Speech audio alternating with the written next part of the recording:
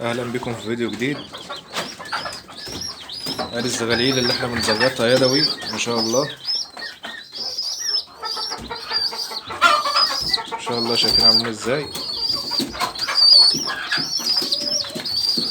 انا مش عارف هم جعانين على طول ليه، مع ان انا بزغطهم كويس وعسلتهم مليانه. وادي دول لسه صغيرين هم، دول شلناهم من تحت ابوهم وامهم في عمر 7 8 ايام كده، وبعد كده بقيت ازغطهم انا.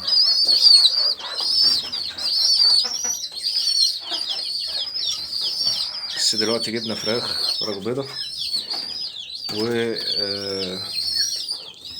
هنضطر، انا بعمل لهم عشة تانية اهي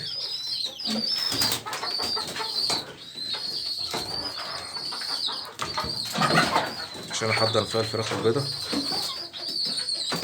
بس لسه ما جهزتهاش. هجهزها وانجل فيها الفراخ البيضة ديت واخليها على طول، اخلي ديت على طول للتحضير عشان في الجو الشتاء وكده. انما دلوقتي عادي هم بعيد عن بعض، طول ما هم بعيد عن بعض كده يعني مفيش مشكلة.